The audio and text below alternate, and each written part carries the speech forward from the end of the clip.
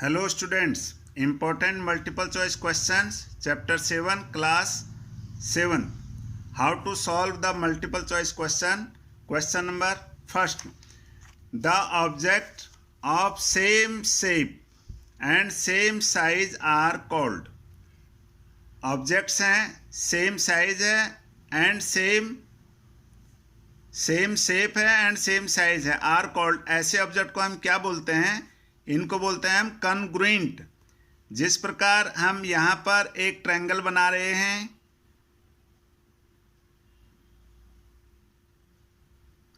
ठीक इसी प्रकार एक ट्रायंगल और है। ये दोनों ट्रायंगल, दोनों जो इनकी शेप है वो सेम है, यानी ट्रायंगल के आकार के हैं, एंड सेम साइज है, इनका साइज भी सेम है। यदि साइज सेम होगा और शेप एक जैसा होगा तो इनको हम कॉन्ग्रुएंट बोलते हैं। तो B is the right answer. अब देखिए question number second, which of the following pair of objects is not congruent. अभी हमने सीखा है कि जिनका शेप सेम हो और साइज भी सेम हो वो कॉन्ग्रुएंट कहलाते हैं। इन ऑब्जेक्ट्स में हमें बताना है कि कौन से कॉन्ग्रुएंट नहीं हैं। Which of the following pair of objects is not congruent. Saving blades of the same company, एक ही कंपनी के जो ब्लेड्स होते हैं, आप देखते हैं पैकेट के अंदर सारे ब्लेड एक साइज के होते हैं तो कॉन्ग्रुएंट हो गए। Sheets of the same letter pad, एक ही लेटर पैड यानी आपकी जो नोटबुक आप ले लीजिए उसके सभी पेज सेम साइज के हैं और सेम शेप के हैं, एक ही आकार के हैं। Biscuits of the same packet, एक पैकेट के सभी बिस्कुट भी सेम शेप और सेम साइज के होते हैं। Biscuits of the different packets, different packet के जो बिस्कुट होंगे वो सेम नहीं होंगे, ना वो सेम साइज के होंगे ना सेम शेप के होंगे। तो D is the right answer, ये कॉन्ग्रुएंट नहीं हो सकते। Question number third, which of the following pair of objects is not congruent. इसमें से कौन से कॉन्ग्रुएंट नहीं है? आप दो क्वेश्चन में सीख चुके हैं कॉन्ग्रुएंट के बारे में। Toys made of the same mould, एक जैसे बने हुए हों, ये भी कॉन्ग्रुएंट कहलाएंगे। Two squares with equal sides, दो स्क्वायर बने हुए हैं इक्वल साइज, सेम साइज के, जैसे ये एक स्क्वायर है, एक स्क्वायर ये है, दोनों के साइड सेम है। ये अगर 4 साइड है, ये भी 4, ये भी 4, ये भी 4, तो इसके भी सभी 4 4 ही हैं, तो ये भी क्या कहलाएगा? कॉन्ग्रुएंट कहलाएंगे दोनों। To squares with unequal sides, ये अनइक्वल साइड्स का मतलब है कि इनकी साइड सेम नहीं है। देखो हम ड्रॉ करके देख रहे हैं, ये एक हमारे पास स्क्वायर है जिसकी साइड्स है 4 सेंटीमीटर, ये भी 4, ये भी 4, ये भी 4, ये भी 4। एक हम स्क्वायर और ड्रॉ करेंगे जिसके सभी साइड्स जो हैं वो 6 सेंटीमीटर है, 6 6 6 6, लेकिन इनका जो शेप है, आकार है, वो तो सेम है लेकिन साइज जो है सेम नहीं है। ये बड़ा साइज है, छोटा साइज है, शेप एक जैसा है। जैसे फोटो होती हैं आपकी, एक छोटे साइज की फोटो, एक बड़े साइज की फोटो, वो सिमिलर तो होते हैं लेकिन इक्वल नहीं होते, तो कॉन्ग्रुएंट नहीं कहलाएंगे। तो ये इसका सी इज द राइट आंसर होगा। डी में लिखा है two triangles with equal side, दो ट्रायंगल है जिनके साइड्स इक्वल हैं, तो ये भी कॉन्ग्रुएंट हैं, तो इसका आंसर होगा सी। अब देखिए question number 4, the relation of two objects being congruent is called. जिनके रिलेशन सेम हो ऑफ टू ऑब्जेक्ट्स के, इज कॉल्ड क्या कहलाते हैं? कॉन्ग्रुएंट्स कहलाते हैं, congruents. A is the right answer, congruents बोलते हैं उनको। Question number 5, if two line segments are congruent, दो लाइन सेगमेंट हैं, एक लाइन सेगमेंट ये है, एक लाइन सेगमेंट ये है, ये कॉन्ग्रुएंट है दोनों के दोनों। Then their length are equal, क्योंकि ये इक्वल हैं, जितनी लंबाई इसकी है वही लंबाई इसकी है, तभी ये कॉन्ग्रुएंट है। तो इसका B is the right answer होगा।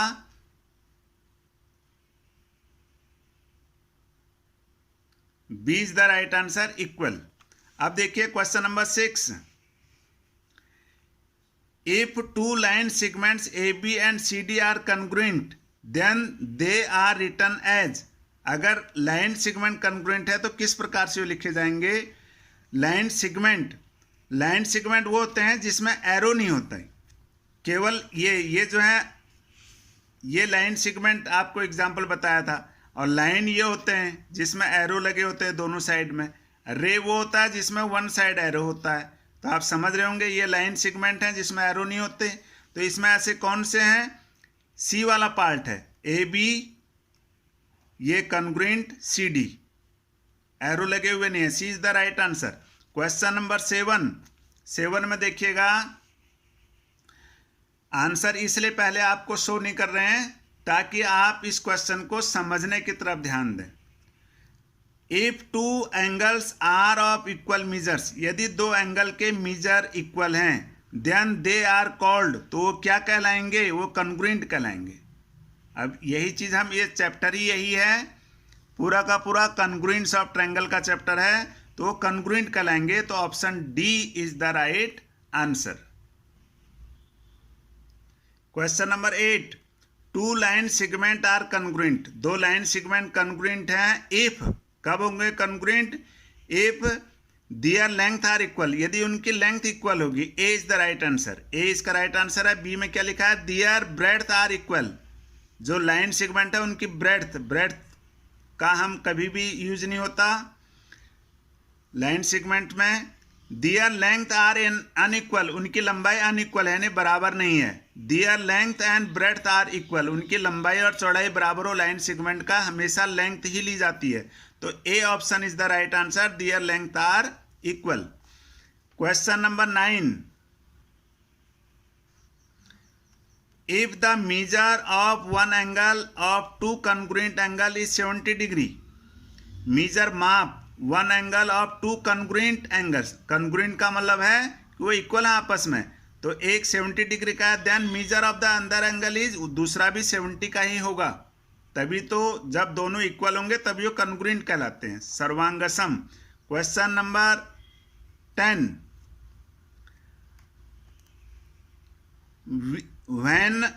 when we write angle A is equal to angle B, then we actually mean का मतलब है measure of angle A। इस प्रकार से measure of angle A is equal to measure of angle B, तो ये D option, इस तरह से ये इसका मतलब ये होता है जो D ऑप्शन में लिखा हुआ है। measure of angle A is equal to measure of angle B। हाँ, डी नहीं है, ये है, इसमें एम लगा हुआ नहीं है यहाँ इस साइड में, तो A is the right answer. Measure of angle A is not equal to measure of angle B, ये इक्वल के साइन को क्रॉस किया हुआ है, तो ये गलत है। यहाँ मीजर लगा हुआ नहीं है ए से पहले, इसमें मीजर लगा हुआ है, तो ये भी गलत है। इसमें मीजर है, इसमें नहीं है, तो ये भी गलत है, तो A is the right answer. Question number 11 में देखिए, if triangle A B C, यहाँ हम दो ट्रायंगल बना रहे हैं ए बी सी, देखिएगा ध्यान से, इसका नाम है ए बी सी, एक ट्रायंगल और है सेम उसी साइज का हमें बनाना है, दूसरे का नाम है एफ ई डी, ये कॉन्ग्रुएंट है दोनों के दोनों, यानी कि ये सेम साइज के बने हुए हैं। Under the corresponding A B C F E D, A B C का मतलब है अगर इसका सीक्वेंस ए बी सी है तो इसका सीक्वेंस भी एफ ई डी है, ऊपर से स्टार्ट होगा A B C F E D.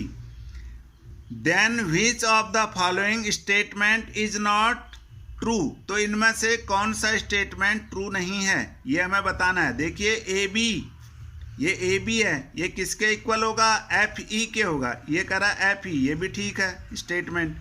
B C, ये बी सी है नीचे वाली साइड्स, तो इसमें नीचे वाली साइड क्या होगी? ई डी, ये भी ठीक है। ए सी, ये वाली साइड्स है, एफ डी इसके इक्वल हो गया। फिर ए सी, ये वाली साइड्स होगी। एफ ई, देखिए यहाँ ए सी एफ ई कह रहा है, एफ ई गलत है, एफ डी होना चाहिए जैसे यहाँ लिखा हुआ है। तो ये जो है ये कह रहा है कि then which of the following statement is not true, कौन सा ट्रू नहीं है? डी, तो D is the right answer. अब देखिए question number 12, if triangle A B C congruent triangle F E D, ये डायग्राम हमारा बना हुआ है, यही काम आएगा इसमें। Under the correspondence A B C F E D, इसी क्रम में A B C F E D, then which of the following statement is not true, इसमें से कौन सा स्टेटमेंट ट्रू नहीं है। इसमें एंगल है एंगल ए, ये वाला angle A is equal to angle F, बिल्कुल ठीक है, ये इसके इक्वल है। बी में angle A angle E, angle A angle E, ये और ये बराबर है, ये गलत है ये वाला, तो B is the right answer है, इसका ध्यान रखना। आगे चलते हैं, बी और ई, ये बी है और ई है, बिल्कुल ठीक है, ये दोनों एंगल इक्वल हैं। एंगल सी, ये वाला एंगल एंगल डी, बिल्कुल ठीक है, यानी राइट साइड वाला राइट के, लेफ्ट साइड वाला लेफ्ट के, और जो ऊपर है वो ऊपर, इसके इक्वल होंगे इस क्राइटेरियन के तहत, जैसे इसमें ये सीक्वेंस बना हुआ है। करस्पॉन्डेंस ए बी सी ऊपर से स्टार्ट है, इसमें भी ऊपर से स्टार्ट है, तो ये जो सेम एंगल होंगे करस्पॉन्डिंग वो इक्वल होंगे, तो ए और ई इक्वल नहीं होगा, तो B is the right answer. Question number 13 में देखिए क्या पूछा है, if the three sides of a triangle are equal, three sides of a triangle are equal, इसी में ये थ्री साइड्स आपस में इक्वल हैं, ये इसके ये इसके ये इसके, तो आगे क्या कह रहा है, are equal to corresponding sides of other triangle, then under which criterion two triangles are congruent, तो कौन सा क्राइटेरियन होता है। इसके क्राइटेरियन हमारे पास चार हैं, एक तो है एस एस एस जिसमें तीनों भुजाएं होती हैं, एक होता है एस ए एस जिसमें साइड एंगल साइड होता है, तीसरा होता है एंगल साइड एंगल जिसमें दो एंगल और एक साइड होता है, चौथा होता है R H S right angle hypotenuse and side, ये राइट एंगल ट्रायंगल के अंदर यूज होता है। तो इसमें यूं कह रहा है कि three sides of triangle are equal, तो थ्री साइड्स इक्वल हैं आपस में, तो ये पहला वाला एस एस एस क्राइटेरियन जो है कॉन्ग्रुएंस क्राइटेरियन इसमें यूज होगा, तो option A S S S is the right answer. अब देखिएगा question number 14, if triangle A B C, हम फिर से ट्रायंगल बना रहे हैं इसमें। क्वेश्चन नंबर 14, ट्रायंगल हम बनाएंगे ए बी सी, ए बी सी, फिर ये कॉन्ग्रुएंट ट्रायंगल है आर ओ पी,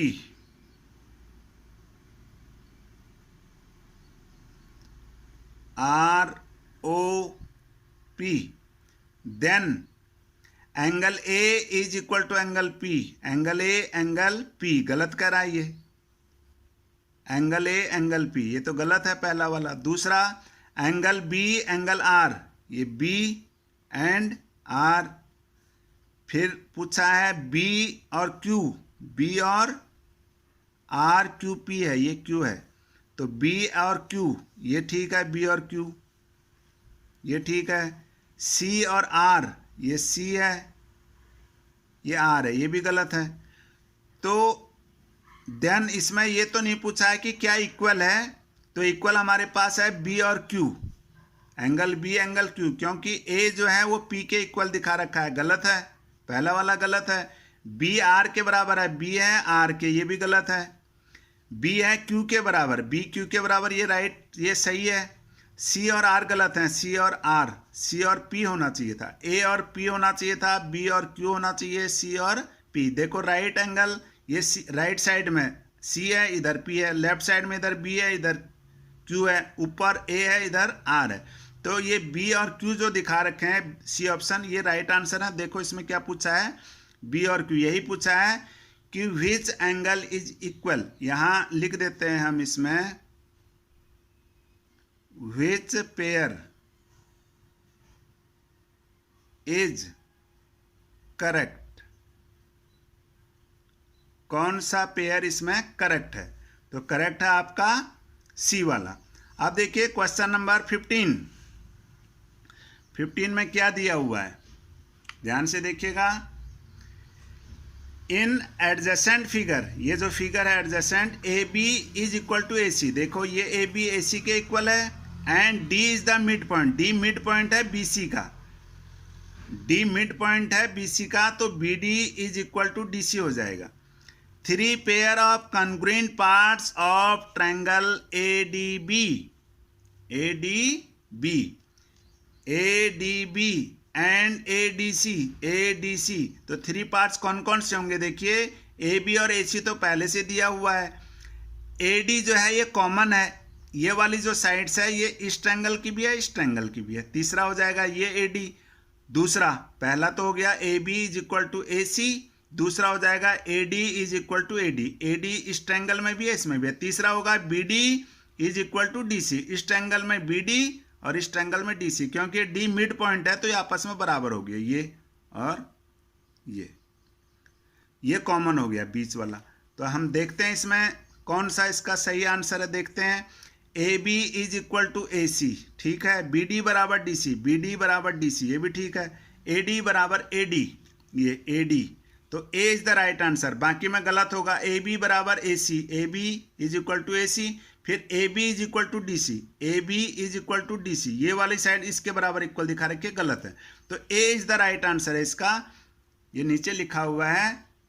तो जैसे आपको समझा, आप समझ में आ गया होगा। अब देखिए question number 16। Question number 16, in adjacent figure AC is equal to BD। देखिए इसमें AC, ये वाली भुजा है AC, ये दो साइन लगे हुए हैं इसमें, is equal to BC। AC is equal to BD है, BD ये वाली भुजा, ये दोनों इक्वल हैं। Which of the following statement is true, and आगे और लिखा है AD is equal to BC। AD ये वाली साइड्स और BC ये वाली साइड, ये भी इक्वल है। तीसरा, आप दोनों ट्रायंगल में देख रहे हैं AB कॉमन है इसमें, AB। तो इसमें जो ये लिखा हुआ है कौन सा स्टेटमेंट ट्रू है? ये 3 साइड्स इक्वल हो गए। देखिए ABC, इस ट्रायंगल के अंदर AC भुजा और ABD ट्रायंगल के अंदर BD भुजा इक्वल होगी। फिर इस ABC में BC भुजा और ABD में AD भुजा, ये इक्वल होगी। और AB is equal to AB, ये कॉमन हो गया। तो अब इसका सीक्वेंस देखिए, ABC, A से कहाँ की ओर जा रहे हैं? जहाँ 90 डिग्री का एंगल बन रहा है। फिर C, फिर इधर क्या आएगा? इसका नाम आएगा, इस ट्रायंगल का नाम आएगा ABD। गलत है, ABD नहीं आएगा इसमें। देखिए ABC, यहाँ ABC है, ठीक है। तो इसका, इस ट्रायंगल का नाम आएगा BAD, ये वाला option B is the right answer, BAD। देखो A से हम 90 डिग्री की तरफ बढ़े हैं, सीक्वेंस देखना हमें। A से 90 डिग्री के एंगल, फिर C, तो इस ट्रायंगल में 90 डिग्री का एंगल यहाँ है, तो इधर से स्टार्ट करेंगे हम। जो कॉमन साइड है, इस ट्रायंगल में भी हमने कॉमन साइड पहले लिया था, AB फिर C, ABC। तो इस ट्रायंगल में वही कॉमन साइड क्या है? BA फिर D, BAD। तो B is the right answer. Both A and B, ये कह रहे हैं कि दोनों ठीक लिखे हैं, गलत लिखा है क्योंकि सीक्वेंस सेम होना चाहिए, ये सीक्वेंस सही है। फिर लिखा है नन ऑफ दीज, इनमें से कोई सा सही नहीं है, गलत है। तो इसका आंसर जो है B आएगा, B। देखो B लिखा हुआ है, B is the right answer. अब क्वेश्चन नंबर 17, इसको देखिए। If two sides and corresponding angle of a triangle is equal, 2 sides हैं एंड करस्पॉन्डिंग एंगल, उसके संगत जो कोण हैं वो इक्वल हैं। The two corresponding sides and corresponding angle of the other angle, then under which criterion 2 triangles are congruent? कौन से क्राइटेरियन के तहत वो congruent होंगे? देखो 2 साइड्स हैं, तो ये हो गया साइड एंड एंगल ले लेते हैं हम, तो साइड एंगल साइड। देखिए इसमें कहाँ है साइड एंगल साइड? B वाला आएगा। SSS का मतलब तीनों साइड से, तीनों साइड नहीं है, 2 साइड्स हैं एंड करस्पॉन्डिंग एंगल, और उसका संगत कोण, 2 साइड और एक कोण, तो ये वाला होगा। 2 साइड हो गए S और S और एक एंगल। ये ASA का मतलब है 2 एंगल हैं, एक साइड है, ये भी गलत है। RHS, ये भी गलत है। तो B option is the right answer, ये B। अब देखिए क्वेश्चन नंबर 18, इसमें क्या है? विच of the following pair is congruent, इसमें से कौन से पेयर कॉन्ग्रुएंट हैं? जैसे ये A का पेयर दिखा रखा है, यहाँ देखो ये 6 सेंटीमीटर है, ये भी 6 है, ये 4 है, ये भी 4 है, ये 35 है, ये भी 35 है। तो इस हिसाब से जो है आप यहाँ देख रहे हैं कि ये कॉन्ग्रुएंट होना चाहिए, क्योंकि इसमें 2 साइड्स इक्वल हो गए, 6 और 6, 4 एंड 4, और ये 35 डिग्री, 2 साइड्स इक्वल हो गए और एक एंगल इक्वल हो गया। तो A इस जो है ये इसका राइट आंसर होना चाहिए, लेकिन यहाँ इन्होंने ट्रायंगल छोटा बना रखा है। अब देखते हैं हम आगे और ऑब्जर्व करते हैं कहाँ गलती है। बी में देखिए 45 4 सेंटीमीटर 4 सेंटीमीटर, ये 60 है, ये 55 है। साइड्स तो दो इक्वल हैं, ये 4 और 4 4.54, लेकिन एंगल इक्वल नहीं है, तो ये गलत है बी। सी में देखते हैं हम 5 सेंटीमीटर है, ये भी 5 है, ये 7 है, ये भी 7 है, ये 50 है, ये भी 50 है। तो यहाँ पर हमारे पास 7 और 50 डिग्री जो साइड्स जहाँ पर ज्वाइन हो रहे हैं 50 है, तो इसका सी इज़ द राइट आंसर। सी भी इसका राइट आंसर है। तो डी में लिखा है both A and B, both A and B, A and B, A और बी इसका राइट आंसर है। देखते हैं इसका सही आंसर क्या है। इसमें जो सी पार्ट है ये राइट आंसर है। यहाँ इस मेजरमेंट तो ठीक लिखे हैं, लेकिन ये डायग्राम गलत बना हुआ है यहाँ, तो इसका जो ऑप्शन सी है वो सी इज द राइट आंसर। ये देखिए आंसर सी ही इसमें दिखाया गया है। Question number 19, the corresponding angle of side D and E F of triangle D F is है। करस्पॉन्डिंग एंगल्स ऑफ साइड्स, तो इसके लिए हमें क्या करना होगा। Corresponding angles of side D and E F of triangle D F is है। Corresponding angle बताना है, एंगल ऑफ साइड्स। तो इसमें हमें दो ट्रायंगल हमें बताने होंगे। डी ई है, तो डी है, तो इसमें ई एफ है, तो दोनों में आपका क्या आ रहा है, ऑफ ट्रायंगल डी एफ। इसमें ये डायग्राम हमने बनाया डी एफ, इसमें देखिए आप डी ये वाली साइड होगी, ई एफ ये वाली साइड है, तो इन दो साइड्स के बीच में जो एंगल आएगा वो आएगा एंगल ई। तो इस प्रकार एंगल ई जो है इसमें डी है, ये इसका राइट आंसर होगा। इन दोनों के बीच में यही एंगल आएगा। अब देखिए क्वेश्चन नंबर 20 में पूछा है by applying SAS congruence rule. SAS congruence का मतलब है साइड एंगल साइड, ये वाला रूल अप्लाई करना है। You want to establish that triangle PQR and FED, यहाँ हमें ट्रायंगल बनाने होंगे दो, इसका नाम रख दिया हमने PQR।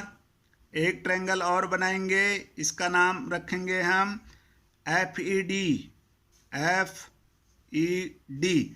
It is given that, क्या दिया हुआ है, PQ is equal to FE, ये है PQ is equal to FE ये वाली साइड्स, RP ये वाली साइड्स, DF इसके बराबर है। What additional information is need to establish the congruence, हमें किसके तहत कॉन्ग्रुएंस करना है, साइड एंगल साइड। तो ये दो साइड्स तो हो गए, ये वाला साइड इसके इक्विवेलेंट है, ये वाला साइड, तो इनके बीच में ये वाला एंगल आएगा। ये है यहाँ P, ये है F, तो P is equal to F, इसकी हमें ज़रूरत है। A is the right answer. अब देखिए question number 21, if two angles and corresponding sides of triangle is equal to the two corresponding angles and corresponding sides of other triangle, then under which congruence criterion the given triangle are congruent। क्या क्या इसमें congruence हैं ये देखिए। if two angles का मतलब है ये एंगल हो गया, ये एंगल हो गया, टू एंगल हो गए, एंड करस्पॉन्डिंग साइड, एक साइड आ गई, इसमें ये बीच में हम साइड लिख देंगे। तो कौन सा इसमें क्राइटेरियन हो गया, एंगल साइड एंगल। देखिए इसमें angle side angle, C is the right answer. C इसका ऑप्शन सही होगा, ये सी दिखा हुआ है। अब देखिए question number 22, the corresponding side of angle M and N in triangle MNP is MNP। तो हम ट्रायंगल एक बना रहे हैं यहाँ पर, देखिएगा MNP हम एक ट्रायंगल बनाएंगे तभी क्लियर हो पाएगा ये। इसका नाम है यहाँ M N एंड P। क्या दिया हुआ है, एंगल M और एंड N, ये N। तो ये कौन से साइड्स के ऊपर बने हुए हैं? दोनों MN के ऊपर बने हुए हैं। तो यही चीज़ इसमें दिखाना है कि the corresponding sides of angle. तो करस्पॉन्डिंग साइड्स ऑफ एंगल क्या आएगा इनका? ये आएगा MN। तो MN यहाँ है C is the right answer. अब देखिए क्वेश्चन नंबर 23 में क्या पूछा है देखिएगा। If hypotenuse and one side of a right angle. देखिए ये एक राइट ट्रायंगल है, ये हाइपोटेन्यूज बोलते हैं इसको।